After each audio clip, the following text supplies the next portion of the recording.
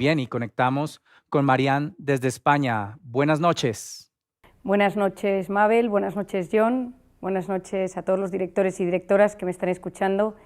Y gracias a Santillana Compartir por invitarme en este espacio para transmitir unas ideas interesantes en este mundo apasionante de la educación. Marian, gracias a ti por aceptar nuestra invitación. Bueno, y desde tu experiencia, ¿cómo podríamos reiniciar el cerebro para afrontar el futuro? Bueno, estamos en un momento apasionante de la historia. Creo que soy de la teoría que entender nuestro cerebro nos ayuda siempre a poder enfrentarnos mejor a los diferentes retos y desafíos que van surgiendo.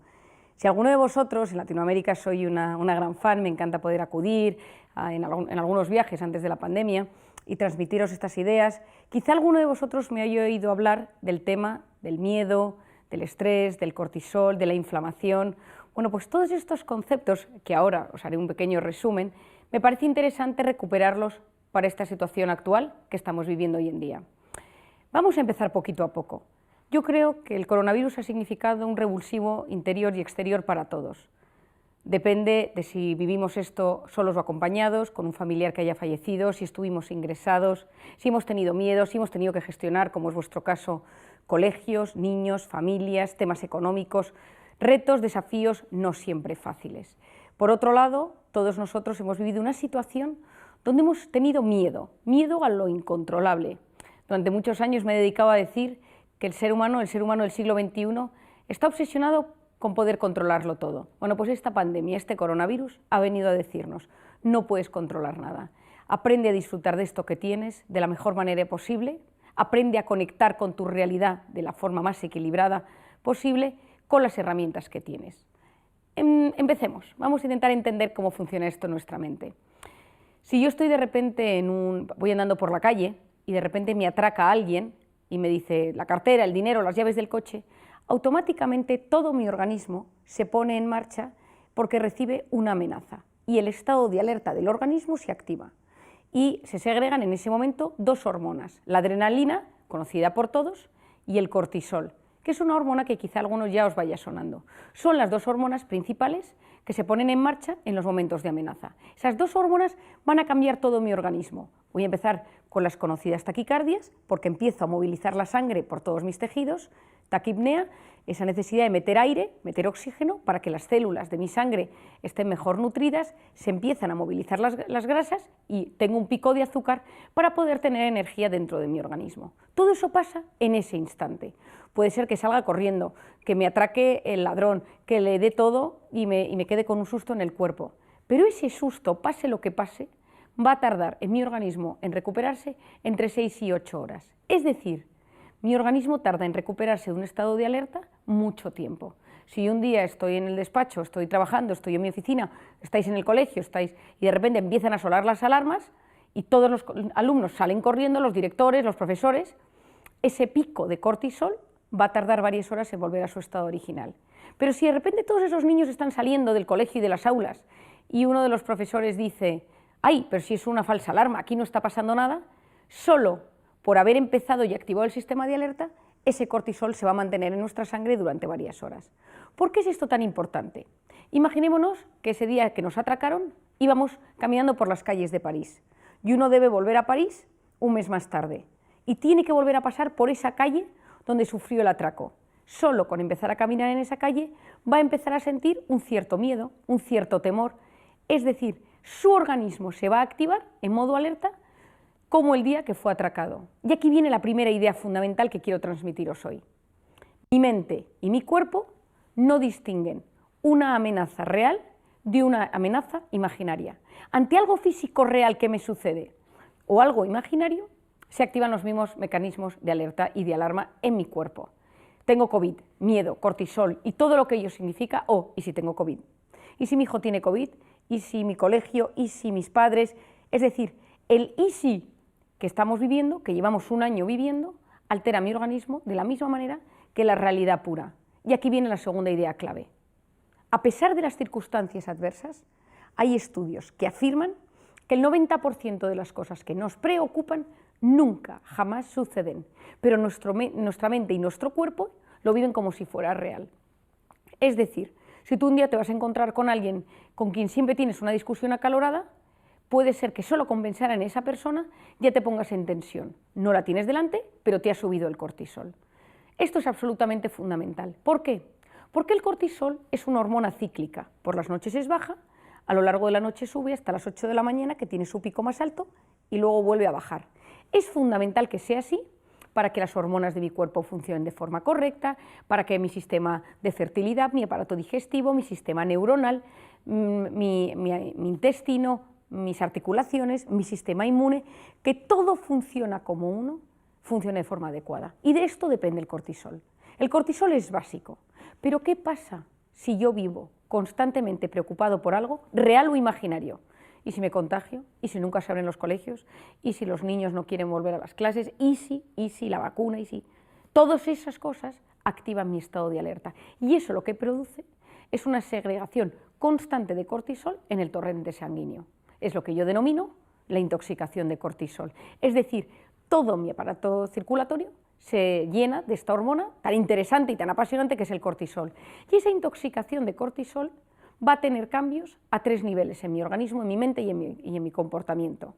En mi cuerpo se me empieza a caer el pelo, empiezo a tener cambios en la piel. ¿Por qué? Porque cuando mi organismo está en estado de alerta, en estado de miedo, en estado de amenaza, lo que hace es utilizar sus recursos para hacer frente a ese desafío. El pelo es terciario si estoy en guerra, la piel es terciaria si estoy en guerra. Es decir, mi organismo no va a cuidar de mi pelo e inhibe el correcto funcionamiento del folículo piloso, que es aquel que regenera el pelo y que es fundamental para que yo, por ejemplo, pueda tener un pelo saludable. Es un momento, seguro que a alguno le ha pasado alguna vez, que en momentos de mucho estrés tiene alopecia areata, es decir, trozos de la cabeza o trozos del cuerpo donde no tiene pelo. Pues a nivel físico tenemos pérdida de pelo, tenemos problemas en la piel, a veces puede ser que tiemble el párpado, que se duerman las manos o alguna parte de la cara o de las piernas, sensación de opresión en el pecho, cambios gastrointestinales, ahora entraré en ellos, dolores en las articulaciones. ¿Por qué? Porque yo tengo mi organismo en tensión, a punto de salir corriendo porque están a punto de hacerme algo de daño, pero recordemos que el 90% está en mi cabeza y no está pasando en la vida real. Es decir, hay un cambio brutal en mi organismo con un factor fundamental. El cortisol, los corticoides, los corticosteroides, todo ello son potentes antiinflamatorios, pero cuando mi organismo está constantemente estimulando el cortisol, hay como un desgaste. Es un tema bastante complejo, pero de forma sencilla es como que se produce una desconexión entre el sistema inmune, el cortisol y la inflamación de mi cuerpo. ¿Y qué es lo que pasa? Que empiezo a inflamarme. Artritis, gastroenteritis, amigdalitis, dermatitis, todo lo terminado en itis es una inflamación. Es decir, estados de estrés mantenidos, reales o imaginarios, producen un cambio en mi organismo y me inflaman. Si yo me voy al aparato intestinal, ¿qué sucede en el aparato intestinal? El aparato intestinal tiene la pared del tubo, dentro hay vellosidades, la microbiota, pero cuando yo estoy en un estado de estrés, ¿qué no le ha pasado? Que de repente tiene una diarrea, un cuadro de estreñimiento, empieza el cortisol a modificar la microbiota. La microbiota son las bacterias, el conjunto de microorganismos buenos y malos que poblan todo el tema del aparato intestinal. Si se modifican, la digestión será peor, habrá fermentación, la fermentación genera gases, esos hinchazones abdominales, y a veces esto llega a generar unas erosiones en la pared o úlceras en la pared del intestino, y eso lo que lleva es pues, a una colitis, inflamación del colon, ulcerosa. ¿Por qué es esto tan importante? Porque a través de esas heridas del aparato intestinal pasan sustancias al torrente sanguíneo que no deberían pasar, deberían irse por las heces y que son la causa, que hoy en día ya se sabe, de enfermedades neurodegenerativas, de algunas enfermedades graves, de algunas demencias. Es decir, para que veáis, ese pensamiento influye en mi organismo, influye en mi sistema inmune, en este caso influye en mi aparato digestivo, porque el cuerpo es un todo y no podemos separar la psique del organismo. A nivel psicológico, lo primero que me sucede es que estoy irritable, todo me pone de los nervios, salto, cojo manía a las personas, estoy en un estado de alerta con respecto a los demás, tengo fallos de concentración. Esto me interesa muchísimo, ya que vosotros estáis todos metidos en el mundo de la docencia, que lo entendáis bien.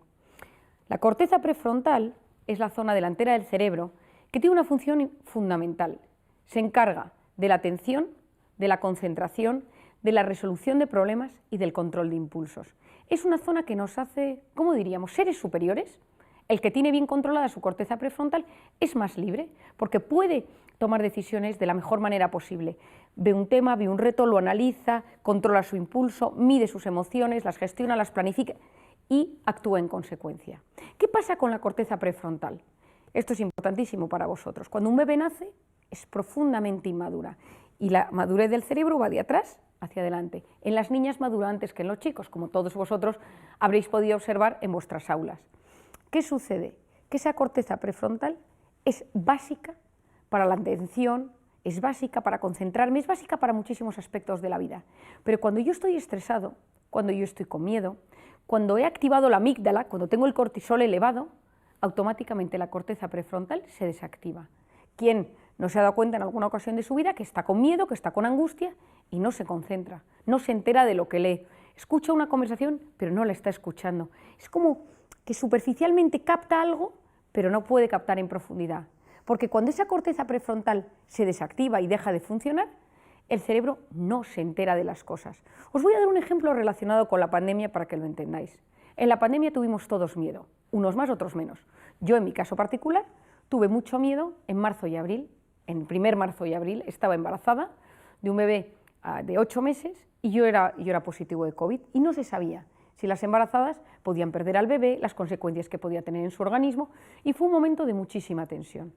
Cada uno de nosotros, a nivel mundial, ha tenido miedo en algún momento, unos más tiempo y otros menos tiempo, pero todo el mundo ha pasado por una situación en algún momento de vértigo, porque alguien cercano tuvo COVID, porque uno lo tuvo, porque se sintió solo, porque se aisló, porque se confinó, por miedo en su trabajo, en su empresa, en gente que le ha llamado, en ir viendo las desgracias en el mundo, en observar las noticias a través de la televisión o los medios o las redes sociales.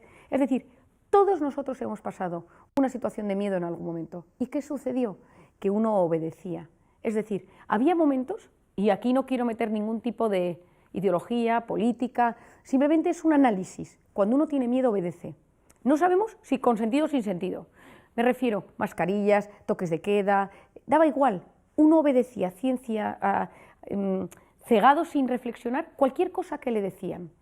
Ahora se puede salir, ahora no se puede salir, ahora se puede viajar, ahora no se puede viajar.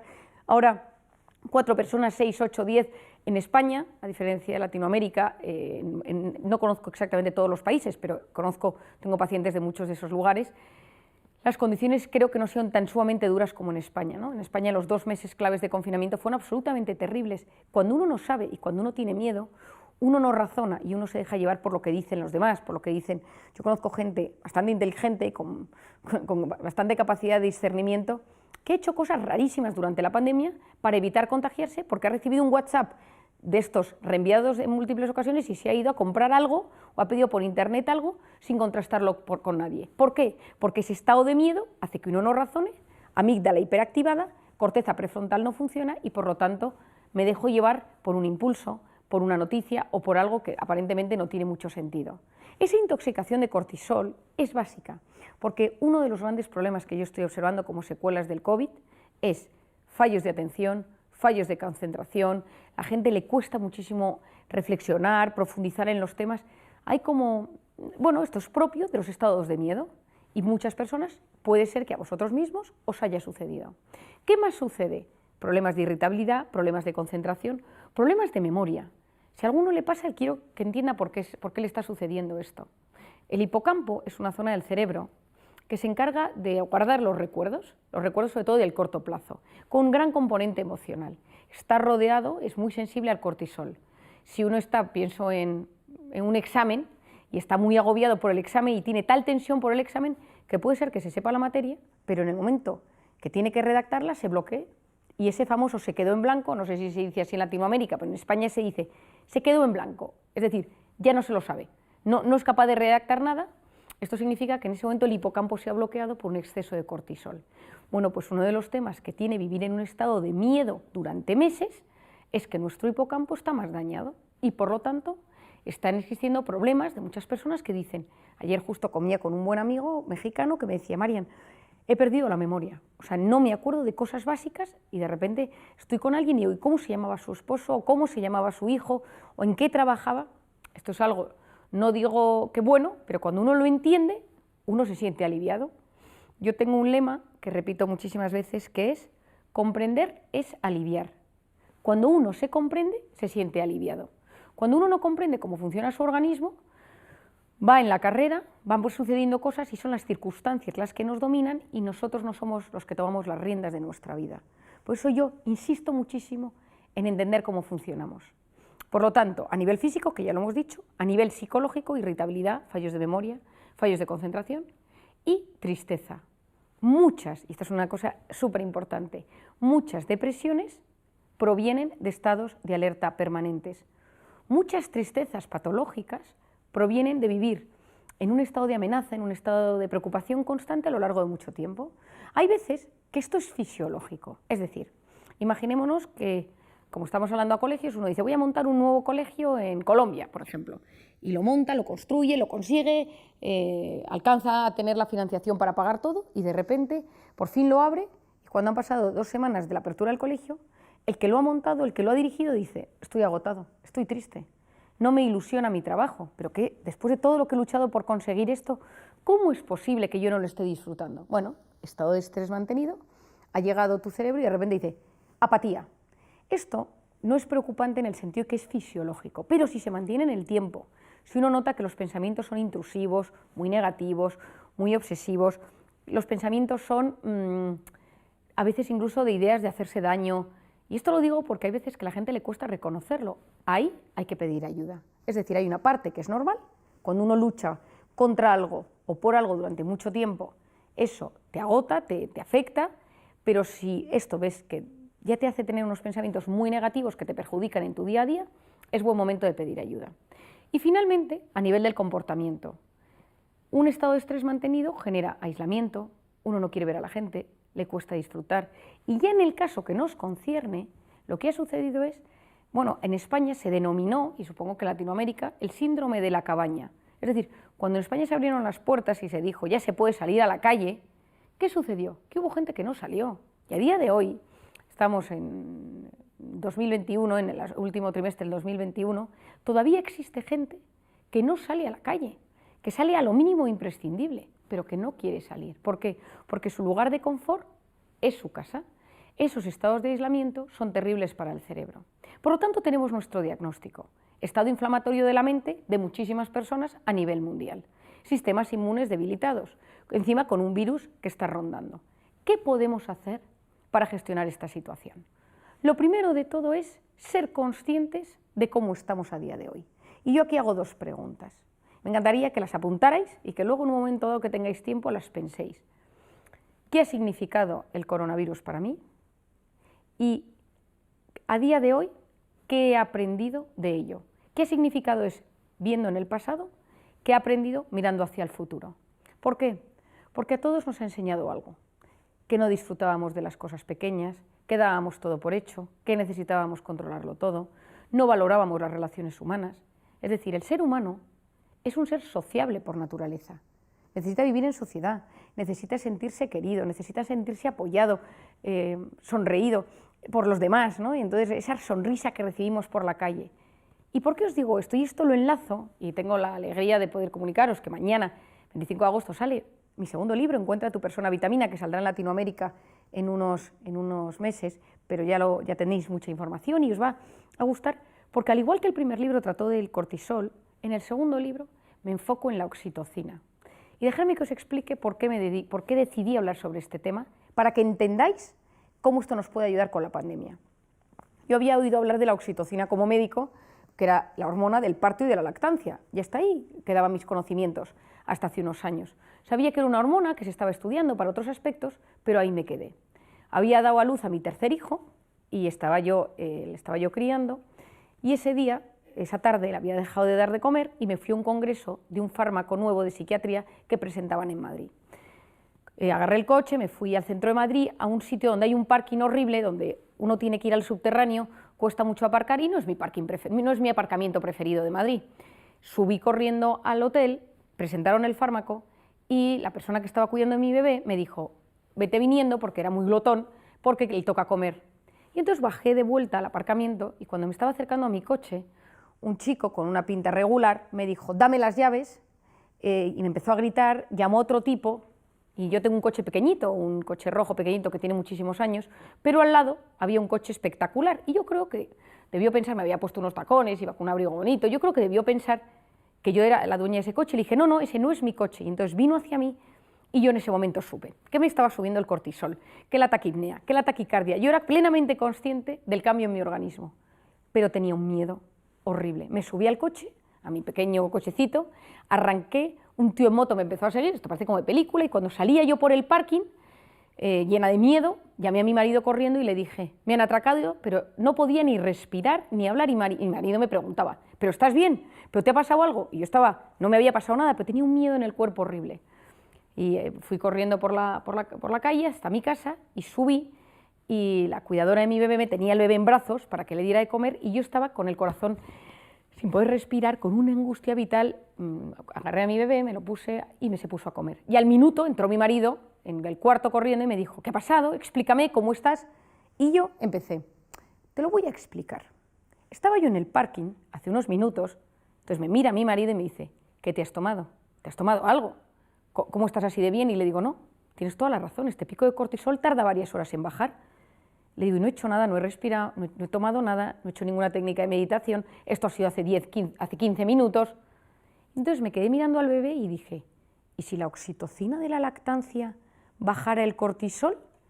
Y en cuanto terminó de comer el pequeño, me metí en internet, me metí en una página que tengo de temas científicos y empecé a observar que había muchísimos estudios sobre la oxitocina y el cortisol. Y estos 2 años me dedico a investigar la oxitocina. ¿Por qué? Porque todos nosotros, muchos de nosotros, hemos tenido situaciones en las que hemos estado intoxicados de cortisol. Yo he hablado sin parar en conferencias, en charlas, en libros, en artículos sobre cómo bajar ese cortisol, pero acababa de descubrir una herramienta poderosísima, que era la oxitocina. Claro, no nos podemos poner todos a dar el pecho. Para empezar, la mitad de la población que es hombre no lo puede hacer, y la otra mitad no está en ese momento vital de su vida. Entonces, ¿cómo de forma natural se podía potenciar la oxitocina?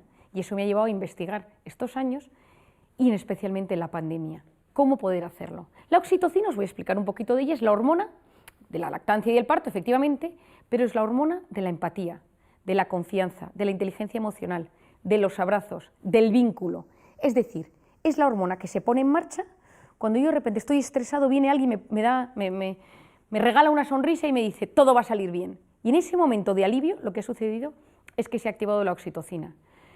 ¿Pero qué pasa? Que van al contrario. Si, por ejemplo, yo voy corriendo por la calle porque voy estresado, porque llego tarde a trabajar y hay un pobre en la puerta de una iglesia, yo no le voy a ver, porque ese pico de cortisol me tiene bloqueada la oxitocina y, por lo tanto, yo, ese pobre de la calle, no empatizo con él. Yo sigo corriendo, señora, que tengo 4 hijos y no tengo con qué comer. No le veo.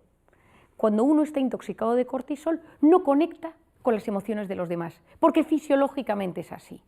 Y esto es clave, porque en un momento de miedo, todas las cosas con las que podemos estimular la oxitocina o estaban prohibidas o no se podían conseguir, menos las mascotas, que por si hay algún amante de los perros o de los gatos o de algún animal, porque me pareció muy interesante darme cuenta que durante la pandemia, gente con mascota lo pasaba menos mal que la gente que estaba ahí, que no tenía una compañía. Y hay estudios que explican que cuando una persona ve su perrito, abraza a su gato, acaricia, automáticamente tiene un pico de oxitocina. Nosotros, yo ahora quiero defender la oxitocina, es la hormona de los abrazos. Y claro, me diréis, pero vamos a ver, Marian, ¿cómo vamos a abrazarnos en un momento donde está prohibido abrazarse? Efectivamente, pero tenemos que saber que el máximo exponente y la persona máxima difusora del tema de la oxitocina a nivel mundial es Paul Zak, un neuroeconomista americano que tiene un libro que se llama La molécula de la felicidad, que trata y ha hecho todas sus investigaciones de la oxitocina. Y él dice que el ser humano necesita de media 8 abrazos al día. Bueno, pues yo durante la pandemia, en pleno confinamiento, decía, con tu persona burbuja, abrázale 8 veces al día. Ya que no podemos irnos abrazando por la calle, la persona que tengas que sea de tu núcleo más cercano, pues a esa persona intenta abrazarla, tocarla, porque no tocarse es nefasto para el organismo. El ser humano necesita ser tocado. De hecho, y esto ya lo explico en el libro de forma mucho más detallada, se sabe que cuando un bebé nace, lo que más necesita es que sus receptores de oxitocina se activen, porque eso automáticamente genera vínculo, genera paz y potencia el sistema inmune. Ahora mismo, si hay algo que queremos todos, aparte de estar bien físicamente y de la cabeza, es potenciar nuestro sistema inmune. Y sabemos que con la oxitocina lo podemos conseguir. Cantar, recibir un masaje, dar un abrazo, con comillas, digo lo de darse un abrazo, sonreír a otra persona con la distancia. La mascarilla nos ha hecho mucho daño porque las neuronas espejo no han funcionado. Nosotros necesitamos vernos las caras, empatizar con el de enfrente, verle triste, verle contento, ver cómo se siente. Ahora en los sitios, en los países donde podáis, que la gente sonría, porque eso generalmente cambia el organismo, modifica el riego de sangre en la corteza prefrontal, que ya os he dicho que es básica para nuestro organismo. Por lo tanto, ¿cómo bajamos ese cortisol? Aparte de estimular profundamente la oxitocina, el ejercicio. El ejercicio es básico, porque cuando hacemos ejercicio activamos una sustancia que no quiero que nadie se acuerde del nombre, que se denomina BDNF, factor neurotrófico derivado del cerebro, que mejora nuestra capacidad de entender, de comprender, de memorizar, básica para el organismo. El ejercicio es buenísimo porque libera cortisol y cualquiera que lo haya hecho lo sabe. La segunda es la voz interior, es decir, que nuestra voz interior sirva para apoyarnos y no para hundirnos. Cuidado con el autoboicot que nos lleva a fracasar antes de haber empezado algo. Todos nosotros tenemos una voz que va comentando la jugada. Has engordado, tu jefe no te hace caso, tu suegra está insoportable, tu hijo es un lento, es un pesado, tú eres culpable, no lo vas a conseguir. Esa voz tiene un impacto directo en nuestras células, en nuestro sistema inmune y en nuestros genes en tiempo real.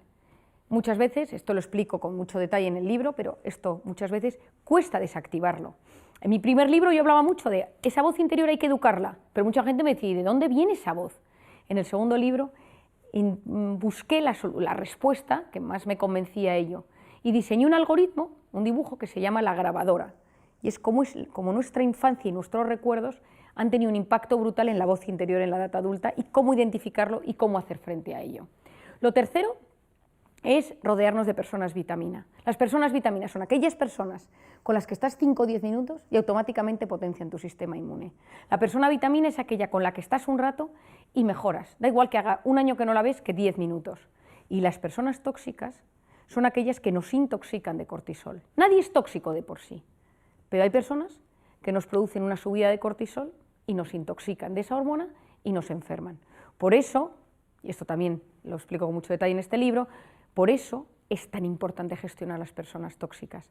Muchos se han visto confinados, se han visto encerrados en un ambiente donde había personas con las que no se sabían llevar bien, con las que no había un trato saludable, con las que no había pues un padre, una madre, un matrimonio que no funciona, una pareja, un hijo que es muy conflictivo. Tener esa persona dentro de casa ha aumentado los niveles de cortisol, por tanto inflamación, sistema inmune, enfermedades, cansancio crónico, y eso es clave. La cuarta es todo el concepto de la meditación o del mindfulness o de la oración. Yo siempre doy las 3 opciones porque cada uno según sus creencias o según su forma de ser le puede ser más útil uno u otro. ¿A qué me refiero? El mindfulness es la atención plena en el momento presente con técnicas de respiración. La meditación está más enfocada según cómo cada cual lo puede hacer. La oración es las personas que tienen una creencia sobre un ser superior. Y cualquiera de estas 3 bien enfocadas son muy útiles y muy saludables para el organismo. Yo me acuerdo hace unos años trabajando en un hospital en Londres, que le pregunté al jefe, al que más sabía de temas de mindfulness, y me dijo, todo funciona siempre y cuando haya 2 actitudes, aceptación y abandono. Las personas que son creyentes tienen esta suerte de poder creer en un ser superior que les quiere, pero hay un montón de técnicas que nos ayudan a conectar con la respiración, con nosotros mismos y frenar el cúmulo de cosas. Hay que tener cuidado, yo suelo recomendar sobre todo mindfulness, meditación o oración para lo que lo necesite. Hay otras técnicas que no me convencen tanto porque he visto a veces efectos perjudiciales en las personas. Y para mí lo más importante es que el ser humano aprenda a salir de su estado de alerta y entre en su estado de recuperación. Esto en medicina, en psiquiatría, en psicología, en medicina interna, en fisiología, en biología se denomina sistema nervioso simpático, cortisol, estado de alerta, sistema nervioso parasimpático. El ser humano no está diseñado para vivir en modo alerta. El ser humano está diseñado para, de vez en cuando, estar en modo alerta y hacer frente a un desafío, desconectar, pasar al parasimpático, recuperar el sistema inmune, recuperarse mentalmente, psicológicamente, físicamente, para volver a pasar al sistema simpático. Si vivimos siempre en modo alerta, nos enfermaremos. Siempre, siempre, porque nuestro cuerpo, nuestro organismo y nuestra mente no aguantan vivir en guerra, vivir en batalla real o imaginaria constantemente. Y finalmente la alimentación. La alimentación es muy útil, las dietas hoy en día son múltiples y hay miles de teorías. hay dietas antiinflamatorias que son muy poderosas para estos casos. Yo, en personas que han pasado situaciones de mucho estrés, que han atravesado el COVID, que se notan hinchadas, inflamadas, yo les recomiendo dietas antiinflamatorias y soy una fiel defensora, y esto lo sabe mucha gente, del omega 3 y de los probióticos. El omega 3 desinflama, potencia la red neuronal, mejora las arterias, y por el otro lado los probióticos, tomados en el momento adecuado y los que son correctos, nos regulan nuestro aparato intestinal. Por lo tanto, si hacemos un pequeño resumen, nos damos cuenta que cada cosa que nos sucede va teniendo un impacto a nivel físico y a nivel psicológico. Es decir, todo lo que nos sucede nos afecta de alguna manera, y lo importante es que seamos conscientes de ello. ¿Cómo me ha afectado la pandemia? ¿Soy mejor o soy peor persona? ¿Cómo han afectado esto a mis relaciones sociales? ¿Ha cambiado alguna de las ideas más importantes que yo tenía sobre la vida, sobre la muerte, sobre la enfermedad, sobre el esfuerzo, sobre el disfrute? A mí me encanta hablar, filosofear con mis pacientes sobre la evolución de sus pensamientos a lo largo de este año. Ser conscientes de cómo estamos, si estamos tristes, si estamos contentos, si estamos agotados. Casi todos, no conozco a casi nadie, que no necesite unas vacaciones, yo la primera, y que si uno puede descansar y desconectar unos días más o menos largos, esto es fundamental para el organismo porque esto no ha terminado. Es decir, hay variantes, la vacuna funciona casi siempre, pero estamos viendo casos en los que es refractaria. Tengamos cuidado y aprendamos a cuidar nuestra mente para que esto no nos juegue una mala pasada a nivel psicológico. Ser prudentes, saber quiénes son mis personas vitamina, saber cuándo me estoy quemando, saber cuándo estoy a punto de romperme, saber cuándo mi organismo me está hablando y me dice, cuidado, te estás yendo demasiado al límite, porque nos cuesta escuchar a nuestro organismo, y cuando lo escuchamos es porque ya nos hemos roto. Y el organismo nos va mandando señales a lo largo de nuestra vida para avisarnos de que las cosas no van bien. Y finalmente, una última idea. Vosotros estáis en el ámbito educativo y habéis tenido un reto terrible, que es las clases online. Es decir, muchos seguro que me habréis escuchado porque yo soy una fiel defensora del mundo offline para estar bien preparados en el mundo online. Estoy convencido que los países que empiecen a incorporar a sus alumnos a las aulas notarán un cambio en la capacidad de estos niños, de jóvenes, adolescentes, de prestar atención. Observaréis que a veces falta motivación, que están dispersos, porque esa corteza prefrontal con tanta pantalla pues ha tenido sus consecuencias. Paciencia, iremos dando poco a poco tips para que esto ayude. Esto es como, yo a veces lo llamo el detox del online. A muchos sitios, en España sobre todo, les he recomendado este verano desconectar, la menos pantalla posible, porque cuando uno sabe conectar bien con la vida real, sabe gestionar bien su mundo online. ¿Qué sucede? ¿Qué es lo que nos llega a través de la pantalla? Nos llegan alertas, y esas alertas activan todo nuestro sistema y nos ponen, ¿me querrán? ¿Me habrán puesto un like? ¿Me contestarán? ¿Habrá pasado algo en el mundo? Y eso nos impide desconectar y estar tranquilos. Por eso, que sea yo quien domine el dispositivo y no el dispositivo a mí. Cuando sea estrictamente necesario, me meto y lo hago, una cosa a la vez. No existe la multitarea, está más que demostrado que es una alternancia continuada de la atención, cambio de foco de atención de uno a otro. Por lo tanto, lo que hago, lo hago, y cuando desconecto, pongo modo avión, o cuando estoy con un ser querido, el teléfono en el bolso, en el bolsillo, en la mochila, en la habitación, porque no hay nada que valoremos más en esta vida que nos presten atención con todos los sentidos. Y la pantalla ha hecho que hoy en día tú estás en Zoom, pero estás haciendo 4 cosas a la vez, no estás pendiente, estás con alguien, y cuando por fin tienes a alguien de cuerpo real, estás en el teléfono con alguien que está conectado.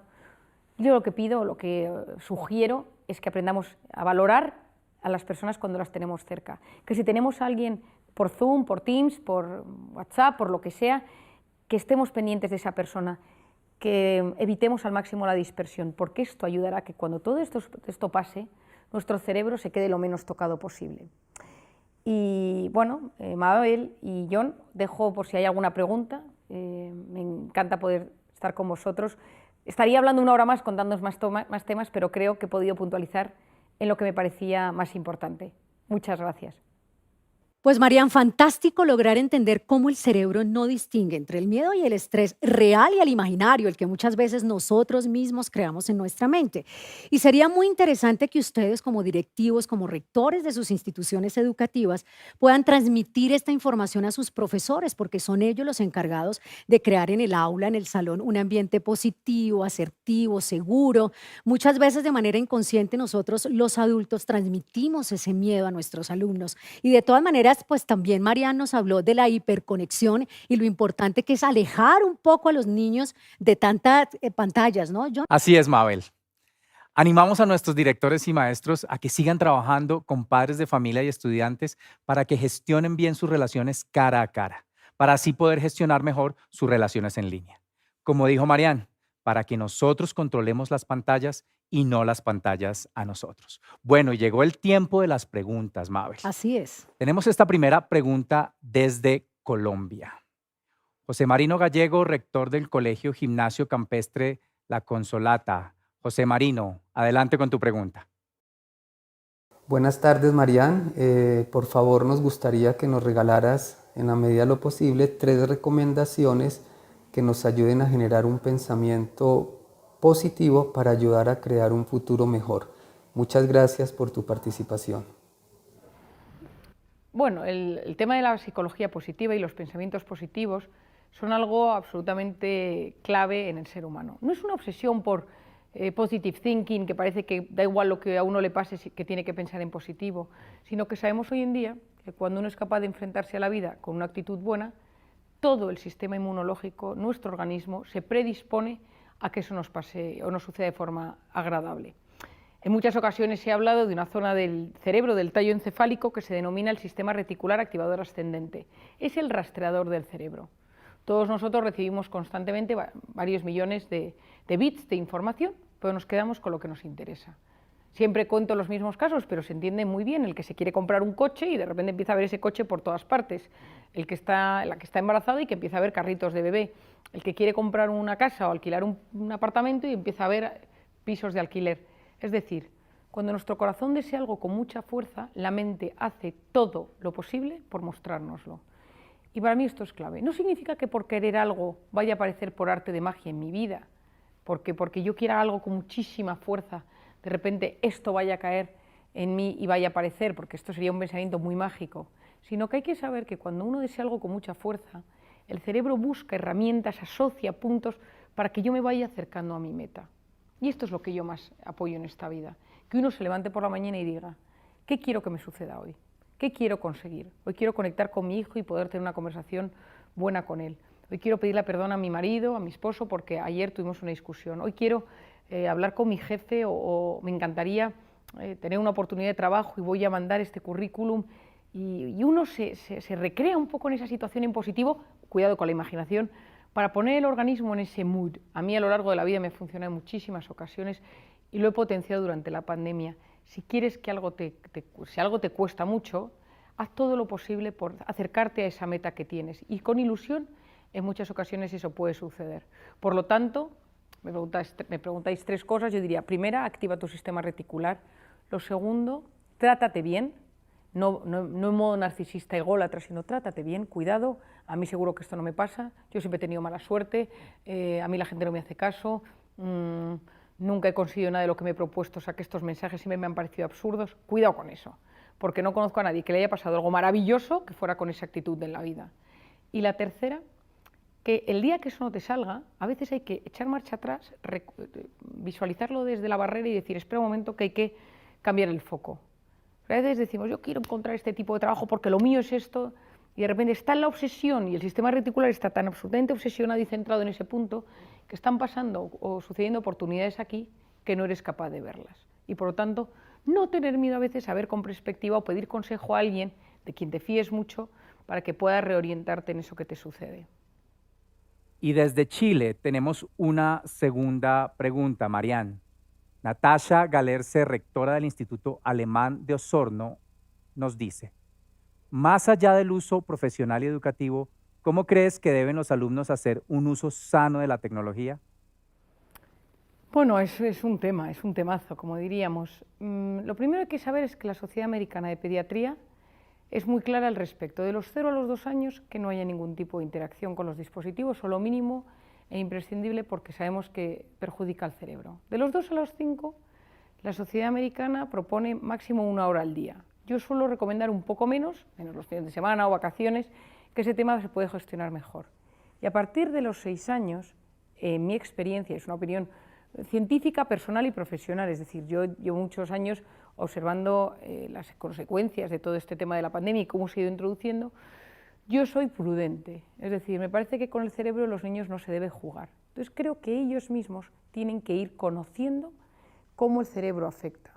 Hay un documental espectacular que yo recomiendo a muchísimas personas que lo vean en familia, incluso con adolescentes, para que cada uno pueda hablar y expresar, que es The Social Dilemma, que es un documental de Netflix, que lo han hecho varios equipos dentro de Silicon Valley, explicando pues, todo lo que hay detrás del like, de las páginas a las que te suscribes, de cómo interaccionas, cómo funciona el sistema de sonido, cómo te escucha WhatsApp, etcétera.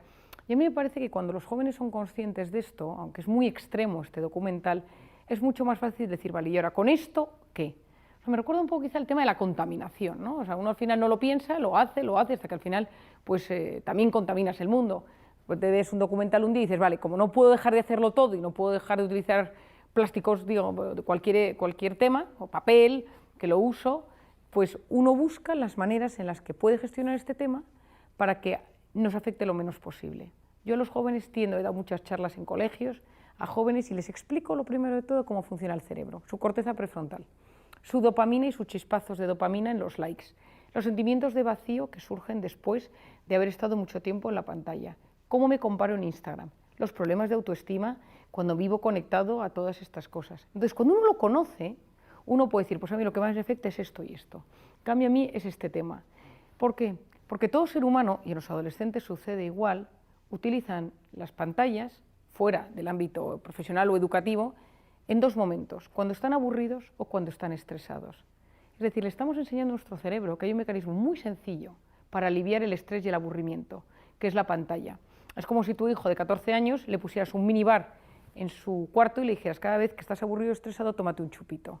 Eso es la pantalla para su cerebro. Por lo tanto, no hay nada más importante que aprender a gestionar el estrés, va a ser la clave de tu vida, que sepas gestionar el estrés, y la otra, que sepas gestionar el aburrimiento. Porque dentro del aburrimiento, cuando surge el aburrimiento de forma sana, es decir, no tengo nada que hacer y estoy aquí, aparece el asombro, aparece la creatividad, aparecen cosas que nunca jamás surgirían en momentos de estrés frenético de la pantalla. Nadie ha descubierto nada importante en un momento frenético de hiperactividad. Uno lo descubrió viendo caer una manzana, paseando por los jardines de Atenas, observando la naturaleza de forma pausada y aburrida. Por lo tanto, en mi opinión, hay que fomentar más ese aburrimiento, esa necesidad de asombro, de poder crear en los niños. Y a veces las pantallas hay que tenerlas muy limitadas en el tiempo y que los niños, los jóvenes y los adolescentes sean conscientes de forma personalizada de por qué acuden a la pantalla, qué buscan en la pantalla, qué sucede en su mente durante y después y cómo gestionarlo para encontrar una vía de salida, una forma de gestionarlo lo más sana posible. Pues Marian, muchísimas gracias, ha sido un placer escucharte y muchas gracias por los grandes aprendizajes que nos has dejado hoy. Sin duda tu intervención nos abre la mente para afrontar los cambios que necesitamos, especialmente los cambios en la educación, algo que nos une a todos los que estamos hoy aquí en Compartir Experience.